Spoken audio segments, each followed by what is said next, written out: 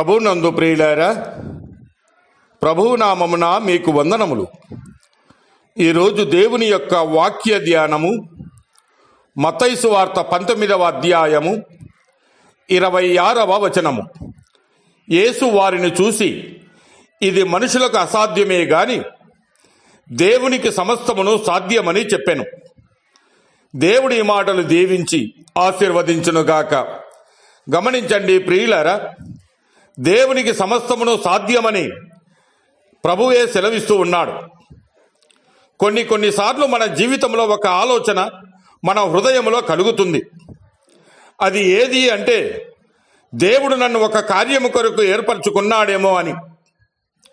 ఆ ఆలోచన నిజమైతే నీ జీవితం ఒక గొప్ప సాక్ష్యముగా మారబోతుంది. దేవుడు పిలిచిన ప్రతి జీవితము సాధారణముగా ఉండదు. అది ఆయన మహిమను చూపించే సాధనమవుతుంది. కానీ ఆ మార్గంలో కొత్త పరిస్థితులు ఎదురవుతాయి. మనము ఊహించని మార్పులు జరుగుతాయి. ఆ మార్పులు కొన్నిసార్లు మనకు అసౌకర్యంగా అనిపిస్తాయి. ఎందుకంటే మనము సౌకర్యాలకు అలవాటు పడిపోయాం. సౌకర్యం ఉన్న చోట ఉండాలని అనుకుంటాం.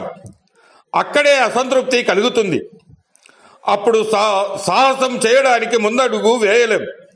కానీ దేవుడు మనల్ని సౌకర్యాలలో నిలిపివేయడానికి కాదు, ఆయన చిత్తాన్ని నెరవేర్చడానికి పిలుస్తాడు. నీవు ఎంత గందరగోళంలో ఉన్నా నీ జీవితానికి ఒక ఉద్దేశం ఉందని తెలుసుకున్నప్పుడు నీ హృదయంలో ధైర్యము పుడుతుంది. అంతేకాక నీకు నమ్మకము పెరుగుతుంది, భయము తగ్గుతుంది.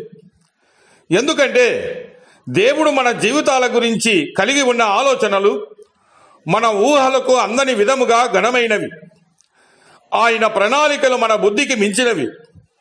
అందుకే వాక్యము సెలవిస్తూ ఉన్నది, దేవునికి సమస్తమును సాధ్యము అని. మనకు అసాధ్యముగా కనిపించినది ఆయన చేతిలో సాధ్యమవుతుంది. మన బలహీనతలు ఆయన శక్తికి అడ్డంకి రావు. మన సందేహాలు ఆయన ప్రణాళికను నిలిపివేయలేవు. కాబట్టి ప్రియులారా, మన జీవితాన్ని ఆయన చేతుల్లో ఉంచుదాం. ఆయన చిత్తముపై విశ్వాసము ఉంచుదాం. మనం అర్థము చేసుకోలేని చోట ఆయనను నమ్ముదాం. దేవుని చిత్తముపై విశ్వాసం ఉంచిన జీవితం అసాధ్యాన్ని కూడా సాధ్యముగా చేస్తుంది. దేవుడు మిమ్మల్ని దీవించి ఆశీర్వదించునుగాక.